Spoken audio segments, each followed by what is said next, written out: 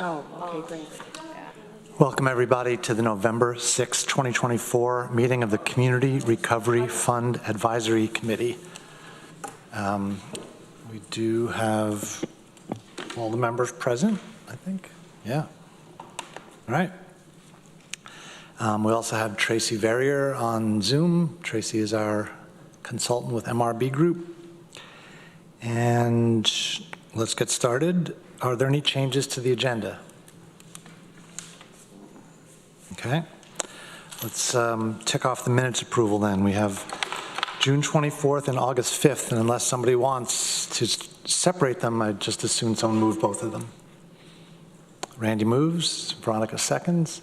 Any discussion about the minutes? Okay, let's have a vote then. All in favor? That is unanimous. Thank you, everybody. Okay, we are up to contracting updates.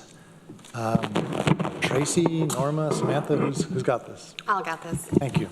So contracting updates, oops, flopping around here. We have spent to date about $4 million of the Community Recovery Fund.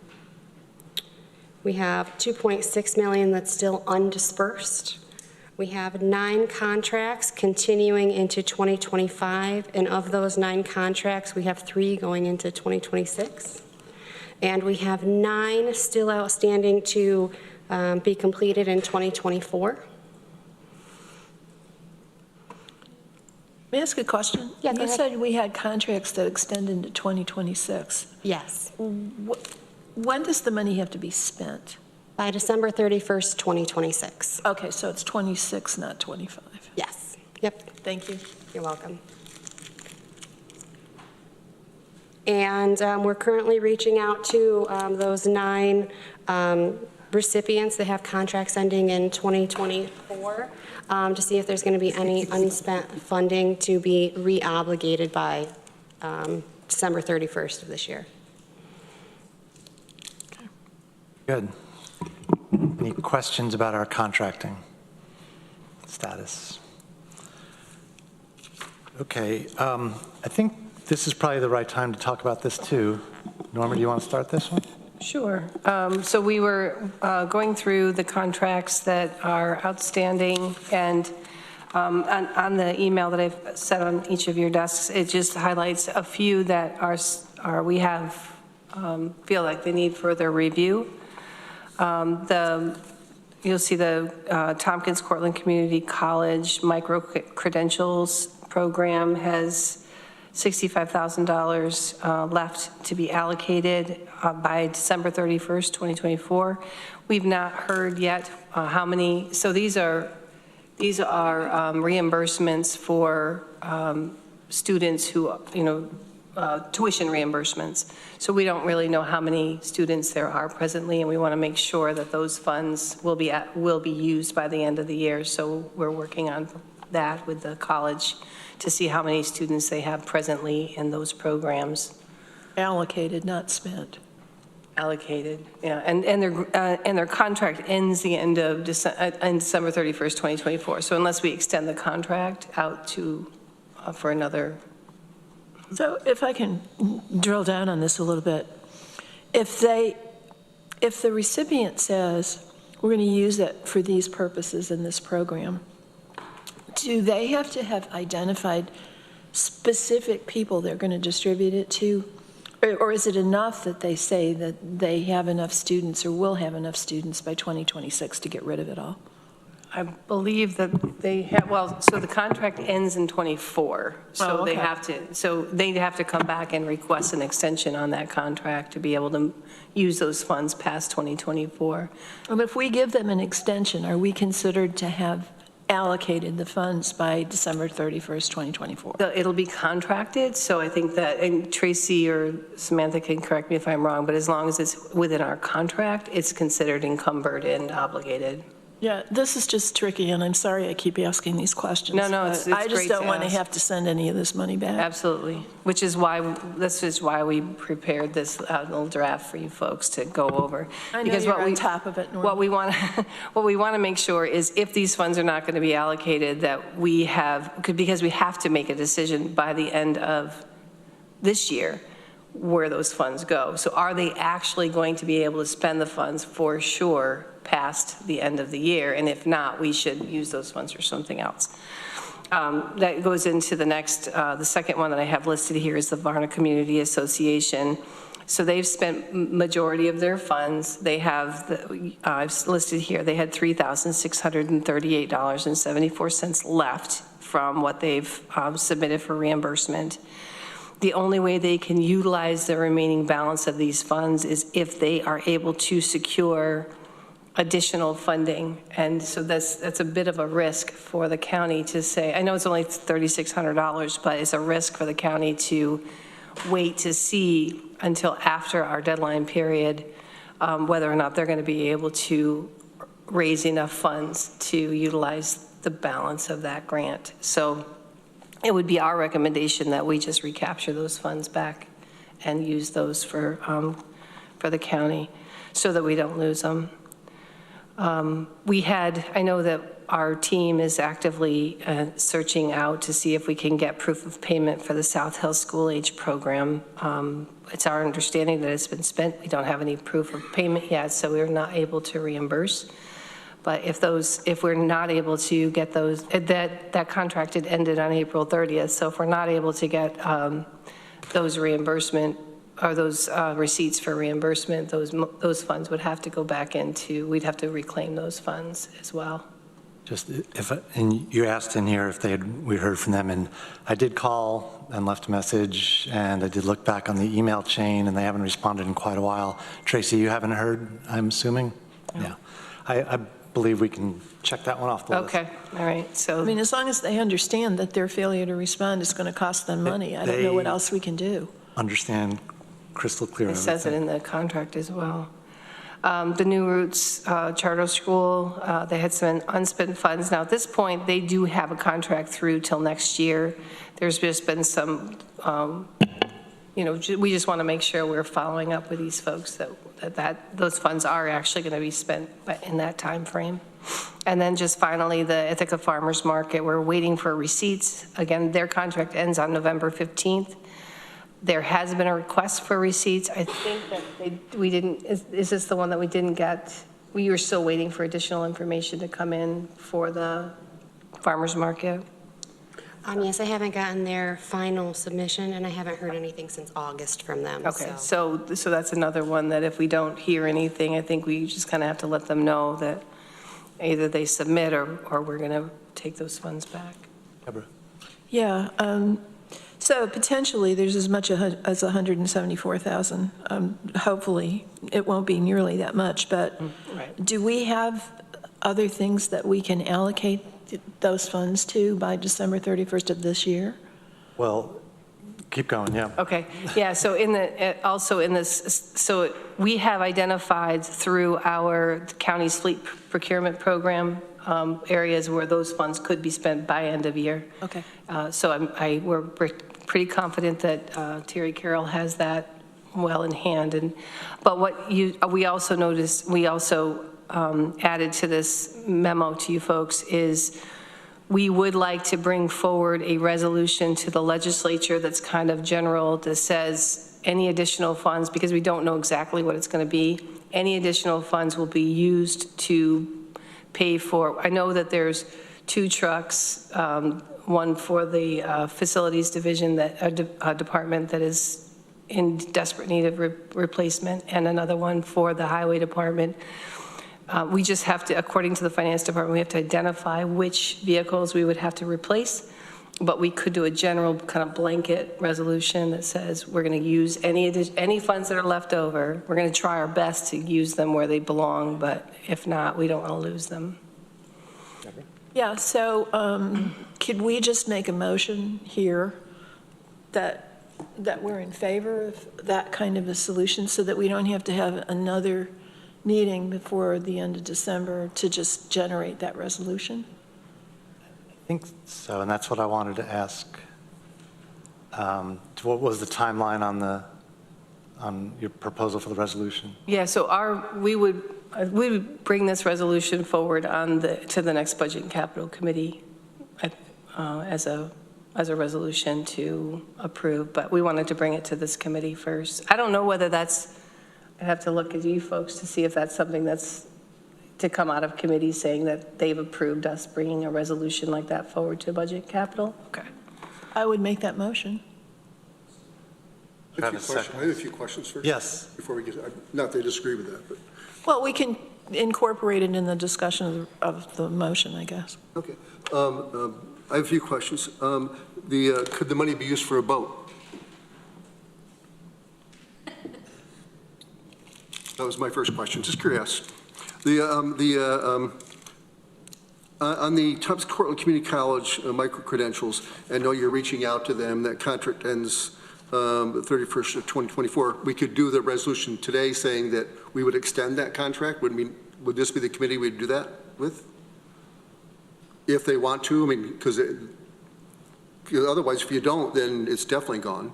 But would we want to extend it? Have they requested an extension? No. No. I've reached out to TC3 to ask them if they're going to continue this program into 2025, because the way that they've been drawing down funds is not nearly close to spending that $65,000 within the next year.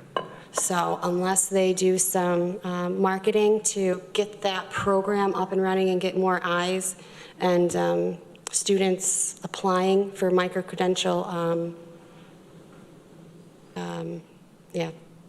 classes, I don't see them spending that full $65,000. So I've reached out to them.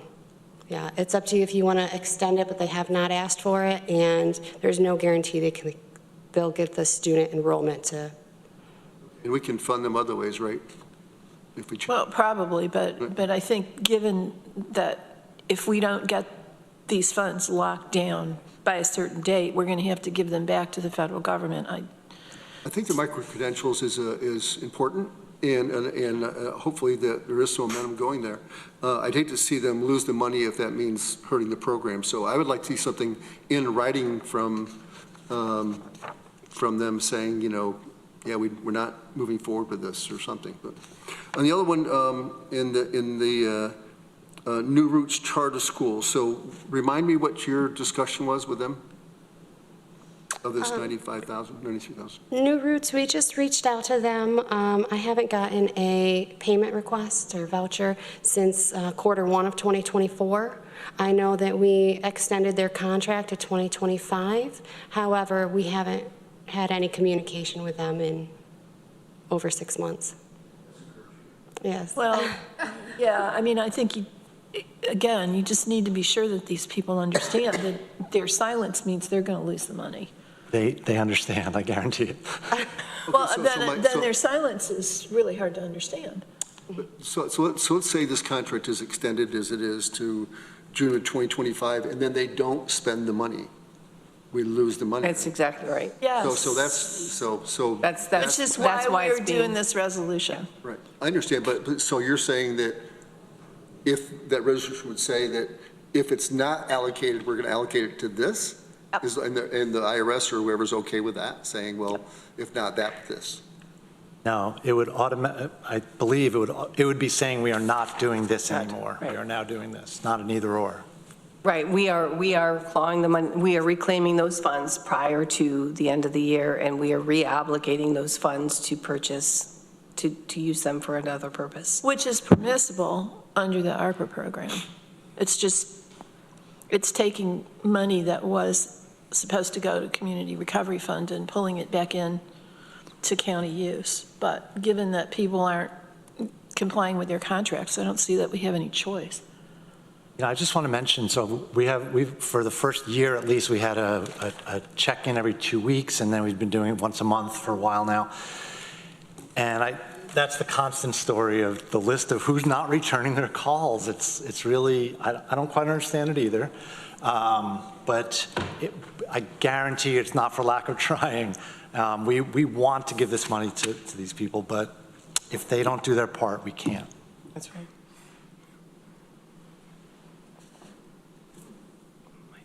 Oh, sorry, yes, Mike? I just have two questions. So in this resolution, are we setting up a drop dead date? Like New Ridge Charter School, I just don't see how they're going to put together a program. Mike, can you use your microphone? Are we setting up in this resolution a drop dead date of when we're going to have to do something? Like December 1st or something? I just don't see how New Ridge Charter School is going to spend $93,000 before January 1st. And then the Tompkins Cortland Community College micro-credentials, is there a way, it just seems like that's going to be something that's kind of ongoing for them. I guess, wouldn't we consider it almost already spent? I mean, if we're, we can't, it actually has It's to not be. up to us. It's up to, It's got to be spent so that the Treasury Department thinks it's been spent. so they And literally need to lock it into a student. That's right. Wow, all right. Yeah, I don't see that one going then either. I just, And, you know, in reality too, I'm sorry, reality is that if TC3 has a program that they really want to have supported, just as they did with their capital program, they came to the legislature, they said, hey, we've got this capital program, we need help, can you please help us? We've got X number of dollars coming from Cortland. They can do the same thing for this this grant program. So they could still come back to the county and say, we could really use help, we need $50,000 to help Right. get these folks, you know. just not so with these funds. It just wouldn't be with these funds. Okay. They're in a position to do that more than most of the organizations Right, because we already exactly. fund them. They already are in our charter, literally. Oh, hi Tracy, you're on. Hey, sorry, I just wanted to clarify that the New Ridge Charter School does not have to spend their money by January 1st. We're just trying to confirm that they will spend it by the end date of their contract. So they don't have to spend that $93,000 by January 1st. We just want to make sure that they will be spending all of the money. But if they don't, then we have a problem. That's correct. And we've lost the money. So then the question really is, are we willing to roll the dice for 6 months? And we cannot reobligate it after January 1, so I think that's the, you know, when you think, after December 31st, it can't be reobligated, it's done. So it's either spent or it's not. And we need a little time. I mean, we're already, Right, we're we've been pushing making it. Norman nervous for months now. We can't just do it in one day here. Yeah, it doesn't work that way. How much time would you need? Like, would December 1st be the drop or November 15th? December 1st would be great Yeah. if we could get, but yeah, because that gives us some time to work with the departments to find, you know, I wanted to say something or ask it, I guess. When you talked about how we might reobligate this money for specific things, vehicles and whatever, those are things that we are, correct me if I'm wrong, we are already committed to purchasing. Okay. So we're not it's a current finding program. new projects No. to spend. Okay. No, this is a current project, How to current displace procurement money that we program. already committed. Well, actually, and we cut them too in the budget, so this would allow them potentially to be able to purchase more that we couldn't afford to purchase before, so. So we have a resolution on the floor, and it's been seconded, a motion on the floor. Any further discussion on it? Could you repeat the resolution? It's All of the money or how much money or what we're doing? Can you use your microphone? Yes, if you could please repeat exactly what the motion is, Yeah. so I make sure that I have it right. Well, it's my motion. So the motion would be to permit the program to reallocate any funds that are not able to be allocated by the people we contracted with by December 31st of this year. Those funds would then be reallocated to fleet procurement. So that would be any of the monies listed here? Right. Okay, Well, any amount that's not Right. allocated, yeah. okay, okay. And you mentioned, normally, you feel like this has to go through Budget Committee also. So if there's better wording that's needed by the time it gets there, they can do it, Yeah. and then Yeah, and we'll that becomes the main motion. we'll prepare a resolution, and they'll tell us what we did wrong, and that'll be good. Any other discussion about the motion? Let's have a vote then. All in favor? That is unanimous. Thank you, everybody. Thank you, Norma, Samantha. Let's go on to the Village of Ithaca, proposed change of scope. Would you like me to speak to this? Yes, please. Okay, just as an introduction, the Village of Ithaca had originally been allocated funding for construction work on a new location. They've had some trouble with some HUD funding and some weird changes in that funding for a youth program.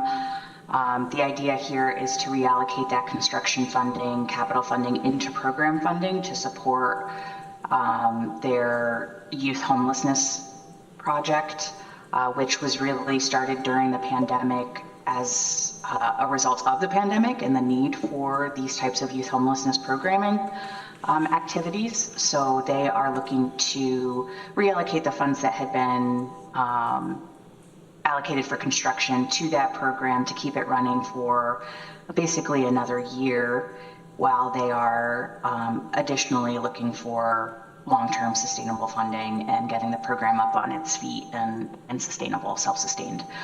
So the total amount they're requesting for the reallocation is 146. It's not an increase in the amount, it's simply a reallocation of the scope. And I think they are in the room. I'm not sure if you want to hear from them, but that's the overall summary. Thank you. If you'd like to come up, you can have a seat at any chair. seat that has a microphone. Yep. Great. I'll go over to Veronica.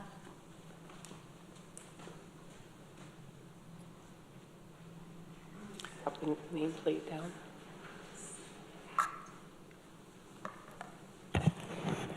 Maybe you can introduce yourself. Yes, hi, I'm Meryl. I'm the Executive Director at Village at Ithaca. Hi. Can you grab the nameplate down? Oh, You want to be Michael today? I'm not Michael, no. Hi, my name is Jess Brock, and I'm the Housing Fellow Live-In Staff with the Village House. Welcome. So we did put together a modification letter that I hope you've all seen before. I'm happy to talk about what it says in the letter out loud, or I can answer specific questions.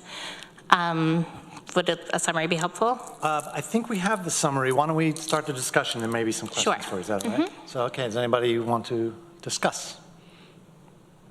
Randy? Yes, thank you. Thanks for coming. I'm not really sure what happened with the HUD and whatnot, but could you just briefly say why they pulled the funding? Sure. So we had a 2-year grant commitment, and then we received a renewal back in February for another year. We had a short notice site visit, and early August, they gave us 1 business day to prepare, which they're supposed to give 30 for a monitoring, and that's all what we had always been told would happen. And they left, they froze our funding, and then on October 2nd, which was 2 days after our contract had already expired, they sent us a monitoring letter which identifies a variety of like document regulatory compliance issues. So really very paperwork specific. And I'm happy to share that letter with anyone. I have no problem passing it along. It's the type of thing that actually our technical assistance provider from HUD says she sees all the time with first-year programs, and traditionally the response is then they send more technical assistance to help you get your documents in order. She and no one locally who receives HUD funding has ever seen a reaction like this. We've had really actually wonderful support from Kirsten Gillibrand's office, because they also have never seen a reaction quite like this, because essentially by timing their choices the way they did, they just sort of ghosted us on sending us a renewal contract. So it's not like they had to actively terminate the funding. They just decided not to send us a new contract. So in our very most recent update as of Friday was that HUD has agreed to fund us through December 1st because we have people living in our program who are funded by that program, and we've also updated them on the state of the emergency shelter in Tompkins County. So as each of those things continues on, we've continued to say, listen, like, we're not putting young people out on the street. You need to give us a little bit more time. It looks like right now the actual funding will be able to stay in the community and will transfer to the Learning Web, and they will do something with the funding. But the program that we run is really specific to being short-term and crisis-based because we have a lot of wonderful local programs that do longer-term transitional housing or longer permanent supportive housing, but there's a really long wait list and there's not really anywhere for those young people to go. And now without St. John's, there's really not anywhere for people to go. Young people often experience barriers getting THA through DSS. There are some additional child support regulations that happen when a young person goes to seek THA. I can talk about that for 3 hours if you ever want me to come back. But so we find ourselves with a fairly steady influx of vulnerable young people who are forced to make some pretty dangerous choices in order to have somewhere warm to sleep at night. So that's the gap that we really are trying to fill. And reallocating this funding this way allows us to provide that service at least for 2025 while we work with more sort of state and county local funding sources to see what happens long term. So is this 18 to 25-year-olds? It is 18 to 24-year-olds. We have taken minors in the past. We're not sure whether we'll continue to do that. We're in conversations with OCFS about what they would like us to do around that. But yeah, it's basically our HUD contract was for 14 to 24, and then we'll have to sort of reevaluate once HUD is over what population we think we can serve. We've been trying to look really realistically about who is being impacted right now. It's my understanding that there are 3 youth being displaced from the shelter tomorrow, and really having collaborative conversations with other providers about which of those youth are most vulnerable being alone in a hotel site and who would maybe benefit from having we have a congregate site and we have 24/7 staff on site in addition to case management. So it tends to be a better option for those who are most vulnerable and who may be age-wise 18, but maybe developmentally much younger. Mm-hmm. You mentioned that you'd be willing to share that letter. I think that would be helpful for us, yeah. Mm-hmm. Other questions or comments? Travis? So over this period of time, with the contract with HUD being 14 to 24, has OCFS been involved in any regulation? They have not. We had long-term discussions with them at the very beginning. Our program, we felt, needed to follow the federal regulations since that's where our money was coming from, and not the state regulations since they weren't funding us. Those regulations are in contradiction in a lot of ways. So the way that we've served minors is we've done it with parental permission rather than as a runaway homeless youth program. So the same way that if I'm having trouble with my kiddo, I can send them to live with Travis if the two of us agree in that way. The few minors that we've had, we've done as sort of part of a safety plan between the family, ourselves, and CPS has actually been involved in all of those. So how is that structured? So if you have 14 to 24-year-olds in the same house, how's that structured? So we've never actually taken a 14 or 15-year-old because it would have to be a really exceptional young person. So the youngest person we've ever taken has been 16. Got it. Mostly 16 and 17. Thank you. Who often are couch surfing, which much older people anyway. So it's just something to keep in mind in terms of, the sort of scale of safety. Questions, comments? Deborah? Yeah, this is really kind of confusing. There's a lot of information that we just can't see. It's inexplicable, I guess, that HUD acted the way it did. I don't know why it did that, and apparently you don't either. And neither do quite a lot of other people, including Senator Gillibrand's office, and we've had quite a bit of support in providing feedback to HUD that this is completely outside of their policies and procedures, and it is. We have it documented. The chair of my board is in federal grants management at Cornell, and she said, at a larger agency, this would be a lawsuit, there would be a whole compliance team, but we're small, right, and we just want to keep kids warm, so I don't have time to litigate against the federal government. I just want to keep our small program supporting kids, So I guess my concern is, generally what we have tried to do with this program is support capital improvements. And we've shied away from providing operating expenses because we don't want to buy this program forever. Acknowledging that it's valuable and much needed, but you understand. Yeah. So I guess if you're having trouble with HUD, looking forward to 2026 and beyond, what are your funding options and how confident can we be that there will be another funding option and we won't be buying this program forever? Yeah, so I have a couple of different strategies post-2025. One is that I would like, we're part of the COC, we're part of all of the conversations around the eventual permanent shelter project, and I would like to be really thoughtful about how youth are incorporated into that project, because the whole reason Village House came to exist is that we've never had a youth shelter here in Tompkins County, and we could really use one. At this point, we need any shelter at all. But I think I would really like to, because I don't think we need to be a forever project. I think we need to be a project until our county is figuring out how to serve and address youth homelessness in a better way than we have traditionally in the short term and emergency. So right now the building that we're operating in it's technically a triplex. So we've got our live-in staff's apartment, we have an upstairs apartment, and then we have one side of the house that has 6 beds. My plan is to apply for ESHI funding for one half of the house to turn those 2 smaller apartments into PSH programs that eventually kids could transition to. And then we would— What's PSH? Permanent supportive housing. Thank you. And so there's a pretty steady stream of funding from the state to support those initiatives. I have support from our local partners, including INHS, who's sort of like our primary development partner, to support that funding. So that round actually comes out this month and then would hopefully kick in 2026. And then we would only be looking for funding for one side of the house to really operate in that like small niche short-term place until there is a shelter system that can actually accommodate our youth. And where would that funding be coming from? The short term, well, we've been fundraising privately, which has been helpful. And then that's a conversation sort of that we're engaging in with Anna Kellis's office about the need for youth shelter specifically in Tompkins County. So I think that's something that she's definitely expressed an interest in, as has Leah Webb's office. They've given us special allocations in the past. So I think it's a much smaller amount doing just half the house. And then the other piece that is happening is that there is a Medicaid waiver coming out from the state on January 1st for case management services. So we've already been sort of part of that planning process, and I anticipate we'll be able to bill for the case management portion through that waiver actually starting in January.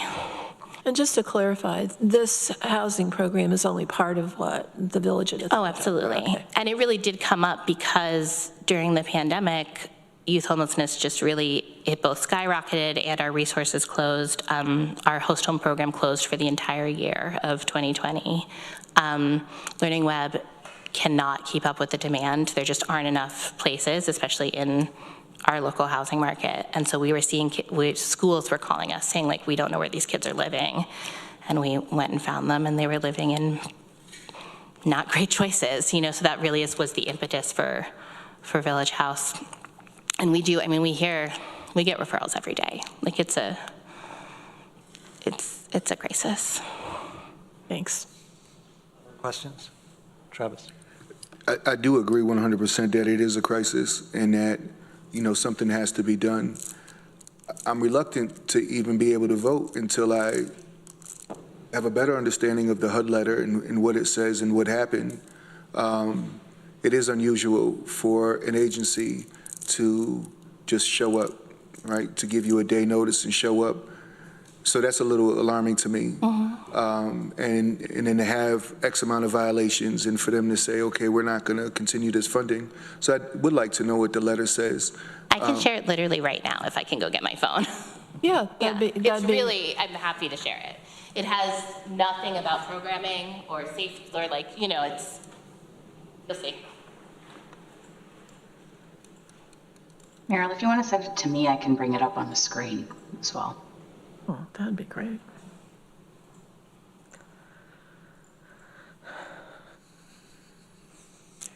And I also, if I can speak, want to clarify that when they said they were coming, it wasn't supposed to be an official monitoring. Yeah.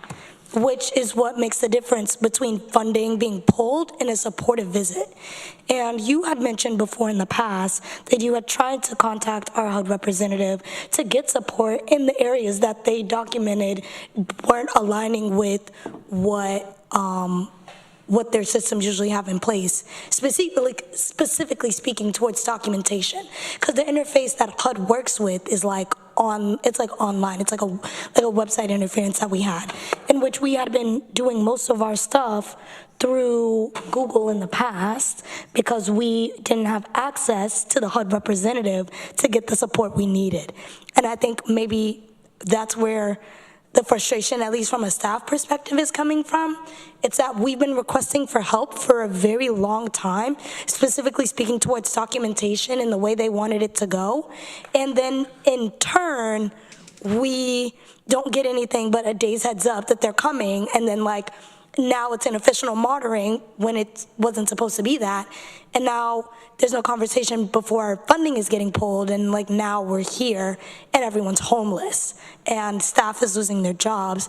And we're staff with lived experience, I will also say, which I think is really traumatizing and reinforces the whole point of doing it. If there was a system to be able to take care of the homeless youth in Tompkins County, we would not need to do this. I don't want to speak for you, but I just want to preface that, we don't have to be the ones. It could be anyone else in this entire building who has the capacity and will to do so. But it is the fact that no one had that in which we are stepping up. And I just want that to be in consideration as we look through the letter. Yeah, I think when we were contacted by HUD to say they were coming, they were saying, we're visiting all first-year projects to offer our support with federal compliance issues, So who did you send that to now? I sent it to Tracy, and I'm also sending you our response that we submitted. Great, thank you.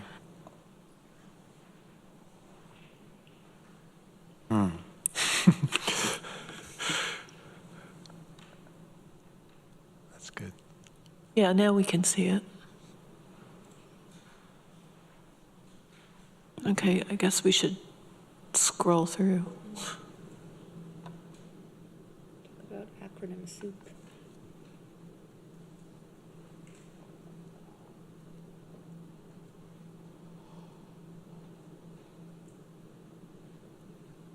So all of this money that was in the grant has been spent? They have not reimbursed us for over $100,000 of it. It has been spent, but it's reimbursable. Have they said anything about whether they're going to reimburse anything any cost you incurred before? They've said yes, but our vouchers are just sitting out there in the ether, and they don't answer my emails. It's pretty nuts. We're working with everybody. We're working with our CLC. We're working with Danielle Harrington from TCA. All of our local people who have been administering HUD programs for years. And like I said, even our HUD-funded TA provider is pretty baffled and isn't quite sure how she is supposed to proceed because she's giving us technical assistance that is different than what is happening. Okay.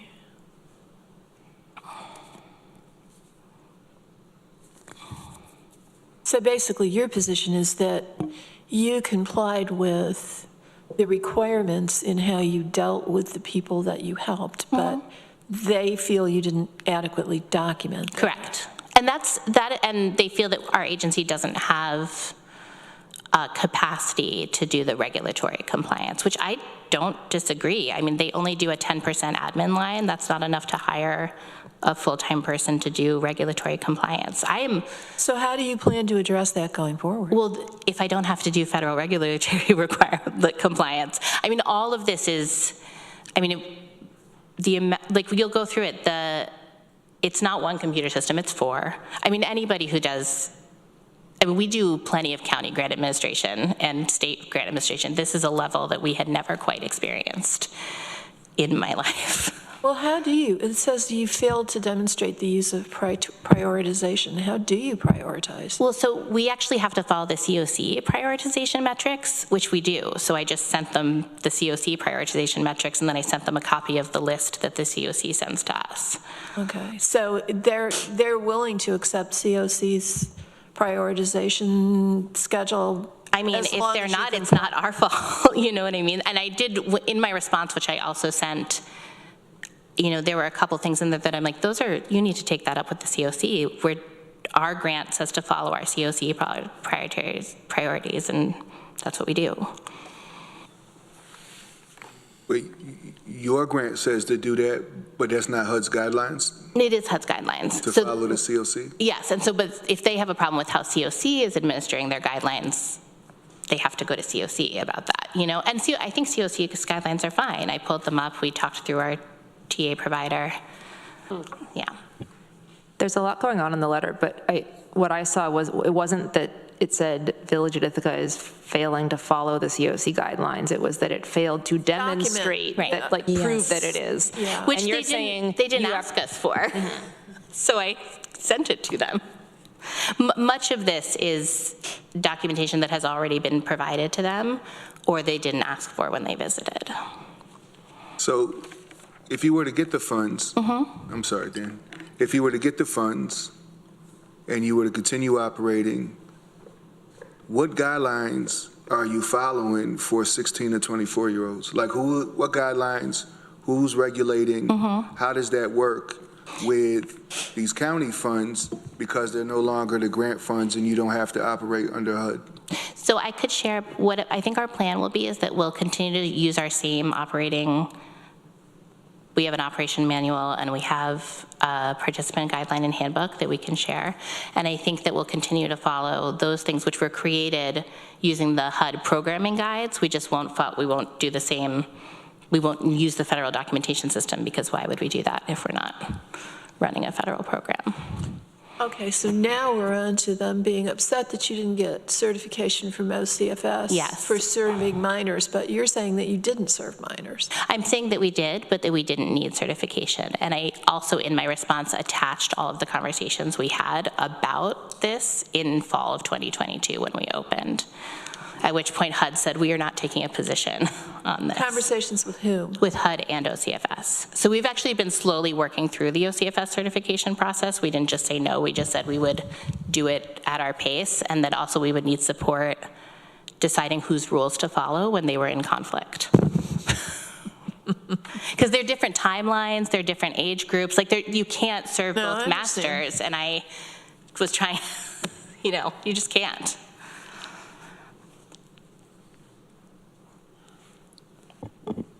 Dan? Yes, sorry. That's okay. I'm engrossed.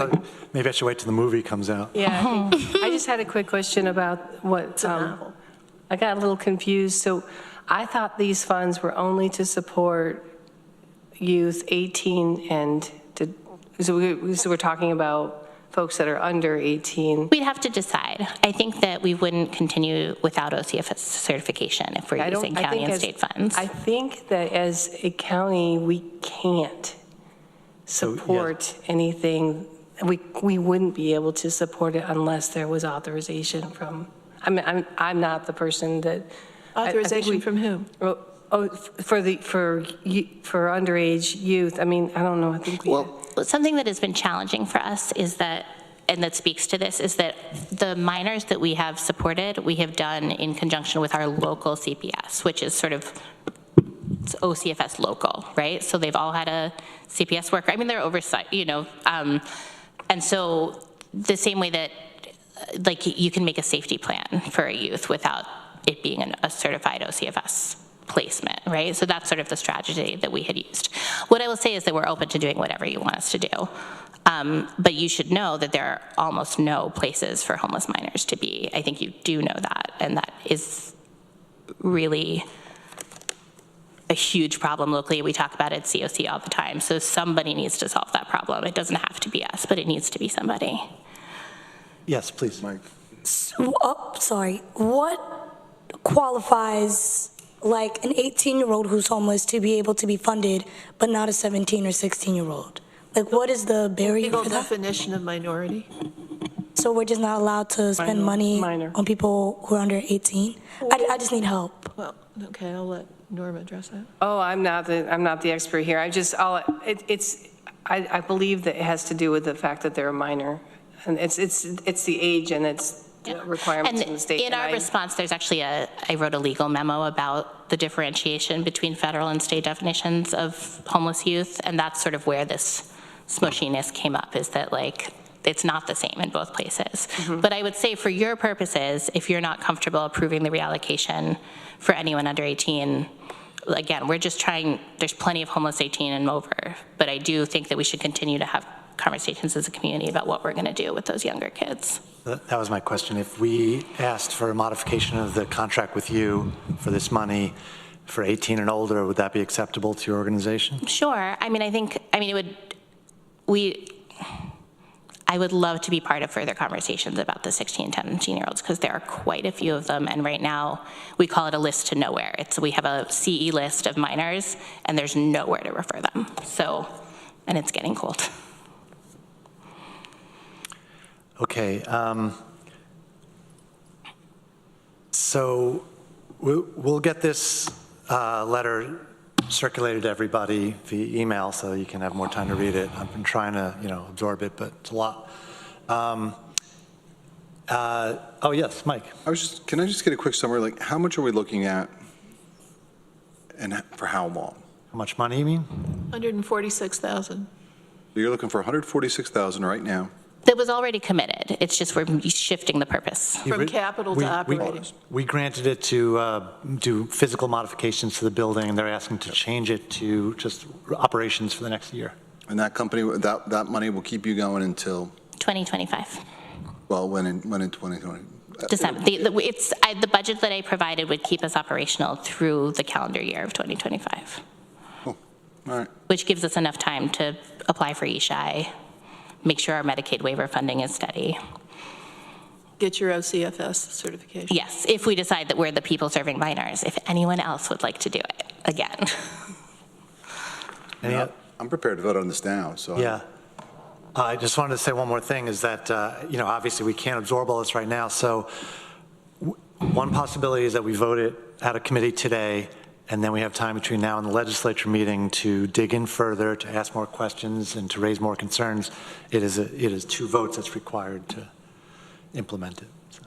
I can also share that both Shauna and Rich John have toured our facility and learned about our program at some of our residents. So and anybody else is welcome to come as well.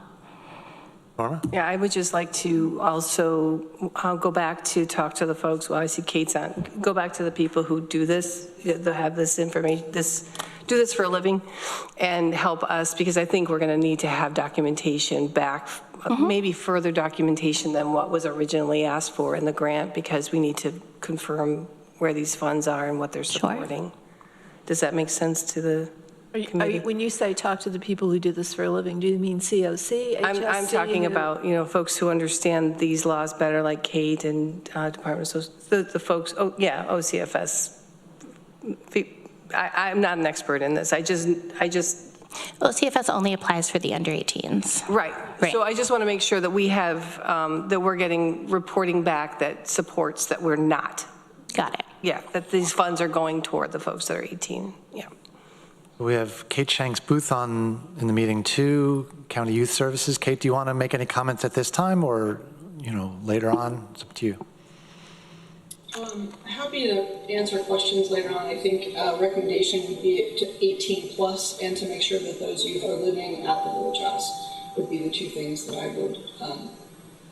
would mention. But if you have questions later, I'm happy to discuss. Can you repeat what the second one was? That the 18 plus who are served with these funds are residents of the village house. There is no, you do not have to be OCF certified to serve 18 to 25. So that regulation does not apply to 18 plus. And my understanding is once we have OCFS certification, then the county can contribute money for people who are minors. Is that the substance of your concern? That was and I would want to confirm that, yeah. Susan? And you said you are applying for OCFS. Well, it's going to depend on what happens here, right? We're not going to apply if we can't keep running, because that doesn't make any sense, but yes. Okay, thank you. Mike? Since this will be, if we approve this, who, so there won't be any oversight by the federal government. No. Who would we want at the local, at the county to kind of oversee? You know what I'm saying? I think that's what Travis asked too, I thought. Yeah, that's What set of guidelines will you be following? Can you repeat that answer? I can share with you our current program and operation guidelines. They're based on Housing First and trauma-informed principles, which is what the YHDP funds were designed for initially. In terms of a human, it's up to you. I mean, happy to report however you like, with whatever documentation you like. Well, who did the shelter report to? Who inspected the shelter? That's OTDA, but that's state funding. So. Right. So I guess my question and the question that followed is, if this is just county money, and there's no state, federal, there's no organization making sure that things are done accordingly, and we're funding that, that's a concern to me. Mm-hmm. Not that we fund it. I think this needs to be funded. But who from the county is going to then turn around and make sure everything is fine, make sure the fire suppression and fire systems? We do have to follow, either way, we have to follow city and Ithaca building code and fire inspections, if that. Right, but the shelters and everybody else, even though they get the funding, they still have somebody that makes sure things are safe and things are done accordingly. So I just want to know who's doing that. What entity, is there an entity within the county that we can rely on to do that? Could it be the COC? Could Danielle and somebody from TCA say, yeah, we could do that part. I don't want to be on a hook with county funding and things not be done accordingly, or there be issues and people saying that you all. I think we could put in the contract that we continue to be a part of the COC and only get our referrals through coordinated entry, which is not something we'd have to do, but if that's the model that we currently use, and it's not one I was planning on discontinuing unless they kicked us out. So be happy to continue that. Kate. Yeah, Travis, just to provide clarification, OCFS funding for minors runs through my office. Rick Albert is our runaway and youth homeless coordinator, and we work with them to make sure that programs that are dealing with youth or that are OCFS certified are following those guidelines. There is no law or the recommendation is it is best practice, and OCFS will tell you that they will certify 18 plus, so will ODTA, I'm saying that wrong. But that would be best practice, but it is not required.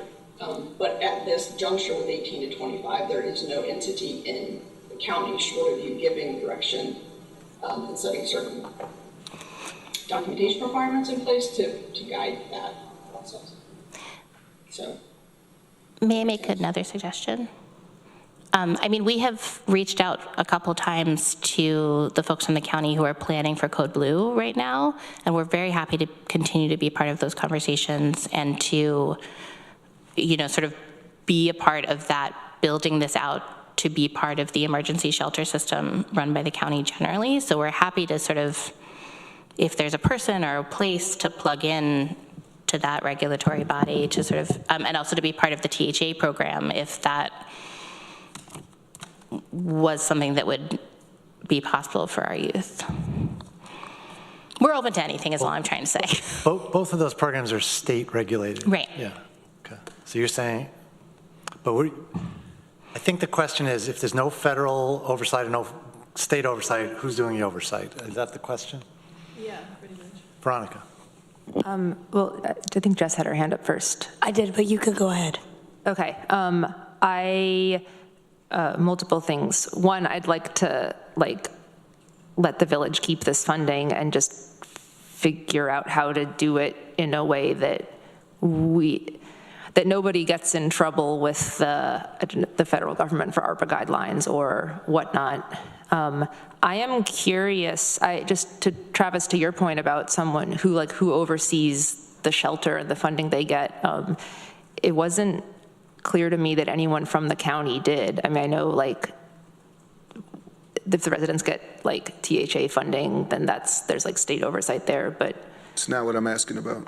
Okay. I'm not asking about funding. I'm asking about, Physical, right. like So, safety and. Safety, physical, those type of things. Yeah, And I know, inspections, whatever, yeah. right, and I know OTDA does it because of the funding that the shelter gets. This is not that kind of funding. So there is nobody right now to do that. And so if things go wrong, if things don't go right, and there hasn't been a history of that, so I'm not suggesting that. But if something happens, this is now county money that went to that, and there is nobody that does the safety stuff. You don't need anybody to do the paperwork stuff because it's not necessary anymore. So that part I get. It is the safety piece. That is my only concern about this. And I agree with you, Veronica. I want the money to stay. I want you all to be able to house young people. I know how important it is. There's definitely not enough. And I wish you didn't have to deal with OCFS in some ways to do younger kids, because I know what a pain in the butt OCFS is, but it is what it is. Yeah. So I get all of that. For me, it ends up being county funds, and I want to know how we have somebody or some mechanism, some agency guaranteeing safety and all those other things at the place. That's it. I just wanted to, sorry, I wasn't done. Just because I only learned, another thing informing my thought is how much of a homelessness emergency there is and a lack of other places. And just because I only learned this morning, that St. John's is requiring all the people currently staying there to be out by 2 p.m. tomorrow. Forever? Yes. Yep. 2 p.m. tomorrow, all belongings, all everything. So that's a situation that we're working with. Yeah, they're allowed to take 2 bins and other stuff will be put in storage somewhere. Jess, you had your hand up? Yes, I did. I think I have a question, but it might come out in the form of a comment. If this is the county's money and your concern is safety, which is totally fair, because the people around this table are responsible for how the money is spent. And if something goes wrong, that you don't want that on you. Like, you would prefer there be someone on this county, like right here on this legislative, to be able to be responsible. Okay, can I just hear a clarification? Like, you just want a person? If you want to answer, Deb, go ahead. Well, no, I mean, what I was going to suggest is that these funds are all dispersed with contracts. If you write something in the contract that requires them to comply with, the fire marshal's inspections and various other, I mean, I don't know which offices supervise something like this, but if that's written into the contract, from a legal perspective, it would seem to me that would satisfy our obligation to ensure that people who live in this housing are safe. If your concern goes beyond that to the type of services that are being provided and stuff like that, I don't know how we'd monitor that. I want to use an example, but I don't want it to sound disparaging on the village. We've had folks come to the legislature, and that some of them, and that wasn't the first time. It was a few years ago when somebody resigned, the leadership resigned at that time. There was a list of issues that came out then. So for me, it is who's also doing that part, or what the plan is. Like, if the plan is solid enough, maybe that's cool. I don't know, but I just know what it looks like if something goes wrong and we're tied to it. Does that make sense? It does, and I think, Okay, sorry. Yes, I hear you so much clearer now. Thank you.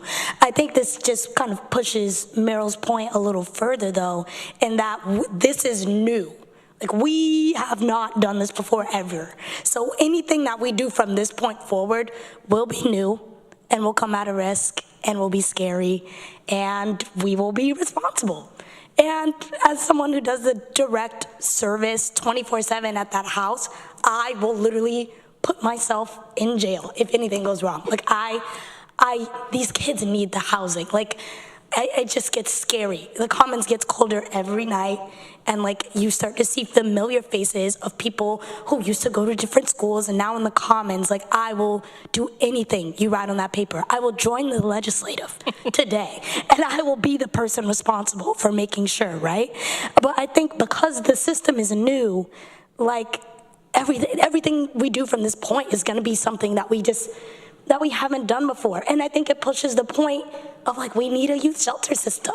And if we had one, if we had like a place for these kids to go, I don't know if we'd be having the conversation that we're having right now. That might be taking longer than I anticipated. Regardless though, I think until we have those systems in place to protect the kids at the way they need to be protected, 18 to 25, and in the future, those who are minors, yes, cool. But until we have that in place, I think each step is just a little temporary step forward. And as you said before, like we've only been open since 2022. Like we don't know, we're just doing it because no one else did it, and us, right? So I feel like, I don't know. I hear your risk, and I hear like what it's gonna take, and I hear that we're all putting ourselves on the line. But if you want like a name, if you want someone to point at me, because I will put it all on the line if these kids have somewhere to live. Okay, I've got Norma, Mike, and Susan. Okay, so everything this is exactly kind of where I was going. We need some time to walk through so generally the adults are handled through the Department of Social Services as a rule. So much of that oversight happens there. And if you're working with the shelter, with the shelter team, then that might be something that's, I just think we need to take some time and talk it through with the people who do this all the time, and to cover the county's risk. But I absolutely think that it's so great that you're willing to do this and that you're doing what you're doing for the youth and the community. There's no doubt, but we do need to make sure that we've covered and we have a good plan, good solid plan that will keep everybody out of trouble. Thanks. I'm going to mention something else before I go down the list, as everyone wants to speak now. Another option that we have actually is to not pass anything today and just do it as a member filed at a legislature meeting after we have all this information that we feel like we need in the conversations. So that's just an option. That would be great, and I would like the letter that you sent back to. I sent that to Tracy as well. Okay, thank you. I think, Tracy, did you get it? Deborah, I do have copies. I forwarded that along to Dan, Norma, Samantha, and Brittany. Yes, I have it, and I can distribute it to everyone. Thank you. Mike, you're on. Well, just from what you just said, I'm just not sure on that. Just because I think that's a special committee, I'm not sure if that's actually true, that we can just do a member filed. Listen, I think the money's fine. I'm not really worried about it. So and for a lot of this discussion, I think is really more internal for us. It really, we just need somebody looking out for it. So, and who are we going to appoint to do that? I think is kind of the discussion. It's. I do think the COC is probably the right fit because they've been supervising our project for the entire 2 years, and they're also like super well acquainted in this weird morass we found ourselves between state and federal guidelines. So, and I like having their support, and like I said, like I'm not anticipating not following their guidelines just because we don't have to, you know? So here's a question for you. The COC guidelines that they've been doing, do those match up with the OTDA guidelines? That's a great question that I don't know the answer to because I've never had OTDA funding. Oh, well.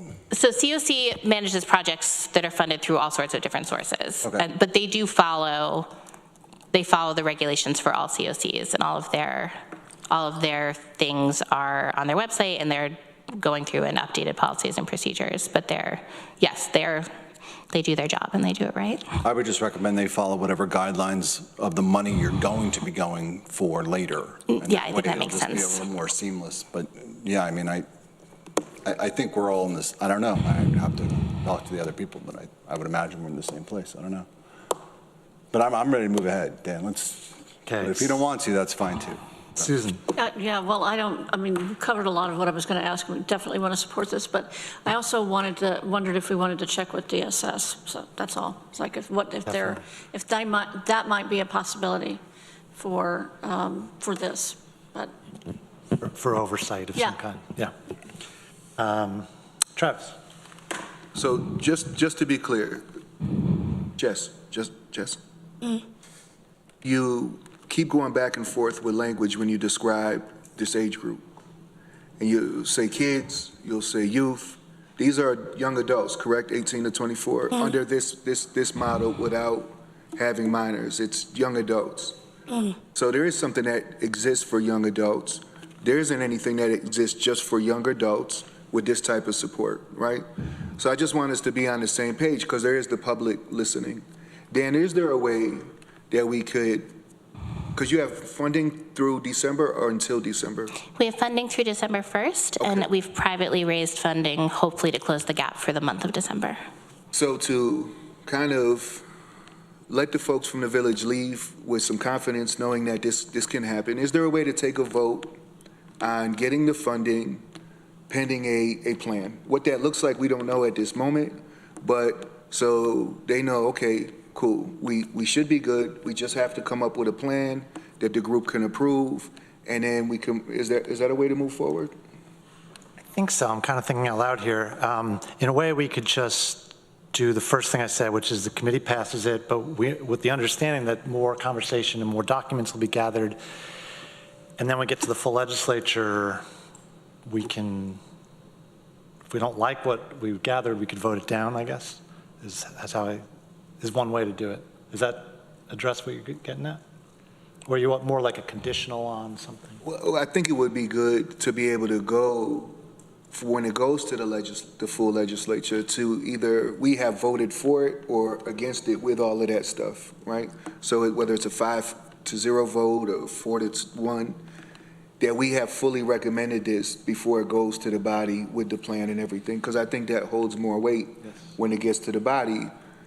If it goes, like you said, then there's 9 other people asking questions, so it gets sorted out. They're going to ask anyway.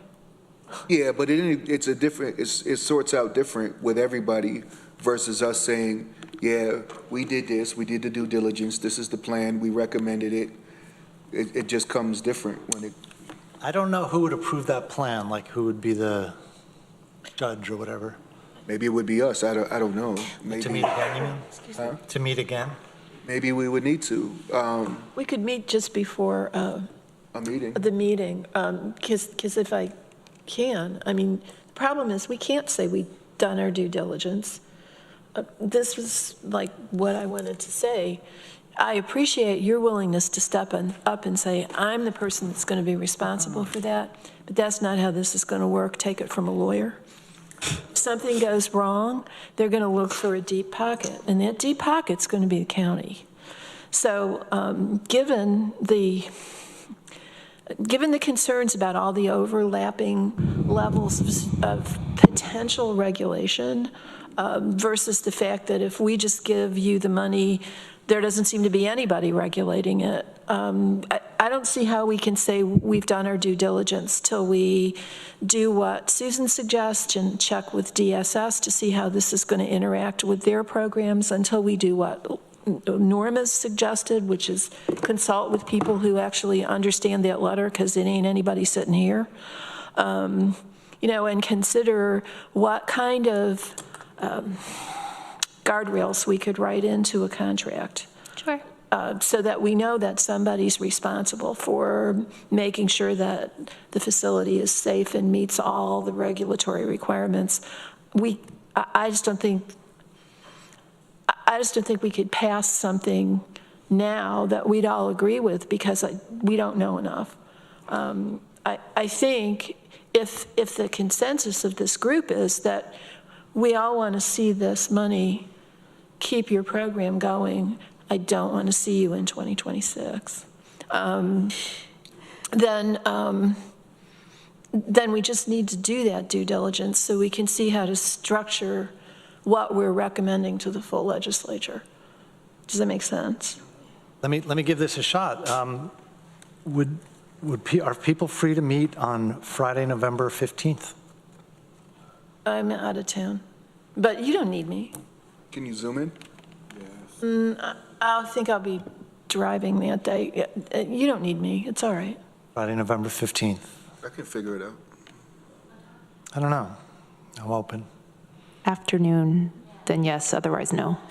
I can do, if afternoon works good for you and you can do afternoon, and I can do that. Randy, Deborah, not. Okay. Then that's my proposal, is that we schedule a meeting for that day and try to take care of all the business in between to get a proposal together. How does that sound? Would you like us at that meeting? Okay. If possible. Yeah, absolutely. I'm happy to provide whatever you need. Okay. Joan's got a hand. Joan, hi. Hi, sorry about chiming in. I'm not sure I'd be able to make the Friday meeting, which is fine. I just wanted to say I checked for seeker, since this is such a dramatic change from the originally approved project. I just think the record needs to reflect that this would still be a type 2 action, but it would be a type 226. And whatever action you take Friday, that should probably couple that. So in other words, there's no further action needed from your point of view? Other than it needs to, somewhere in the record needs to show that you've determined that it's a type 226. Great, thank you. Brittany's got it. 2 thumbs up from Brittany. Perfect, thank you. Thank you. So that's it sounds like that we have a plan. I think you've picked this up, but my sense is everyone wants to give you this money. We just need to get our assurances. Yeah, and I hope you hear, like, we're flexible, right? I mean, I just, especially in this particular climate in our homeless management system, like, time is of the essence, and yes, we would love to figure out how to keep some kids in beds. And I can also, we've been running for 2 years, actually, without incident. We have a 100% success rate in terms of placing kids in permanent housing or having them still with us. I can share I can bombard you with documentation if you want. We have it, including quite a few testimonials from young people. So we're getting pretty good at it. Thank you. We're just out of money. I think what we need is what you already sent Tracy, plus your response, plus the operating procedures you said you have. Those are the things that I would want. Anybody else want any documentation from the organization? And we'll wait to hear from Norma. Yeah, we'll have our internal discussion too. Well, a very busy group together to have this conversation, yes. Yeah. Veronica. There probably aren't, but I just want to say I'm curious if there should be Good Samaritan type laws for this kind of situation.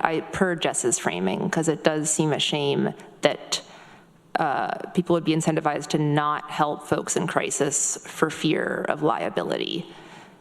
The same way that, you won't get sued for trying CPR in good faith and messing up.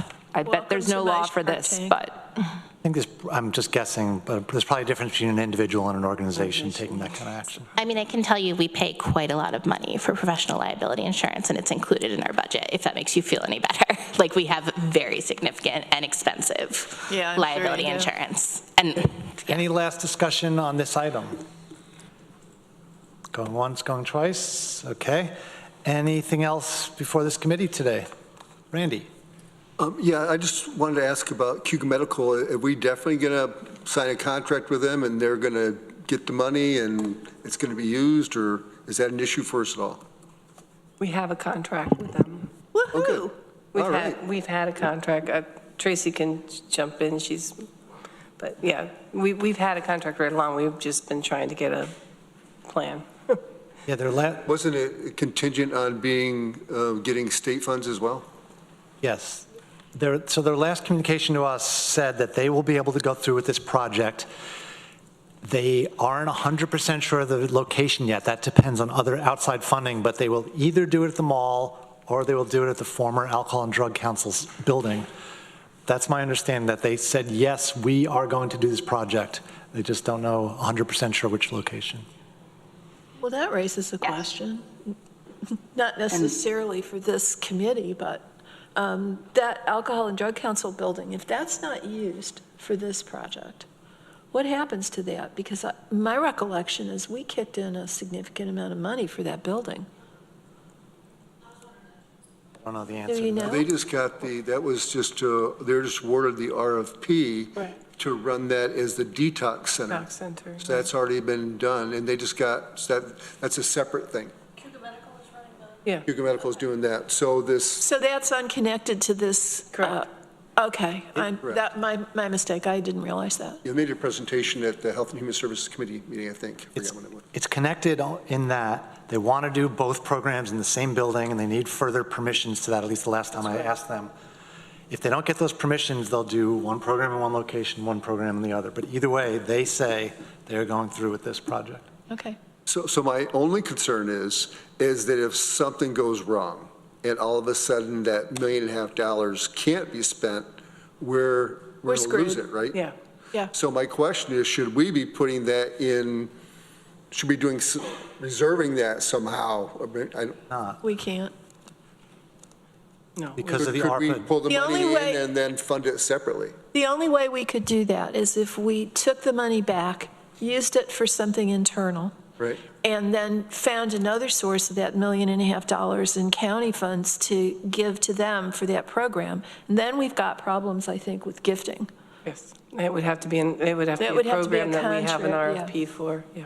Okay, I just hope it didn't happen. Yeah, That's my only- well, we all hope it doesn't happen. The other issue with that is that it would be really hard to spend $1.5 million by the end of the year. It's not going to be hard to spend a would be a lot little bit of I money. don't think it'd be that hard, Dan. 14 of us would spend I could do it 5 like minutes. that. I don't know. I'm just. Give me 5 minutes. Yeah, Randy could do it. Find something. Okay, anything else before the committee today?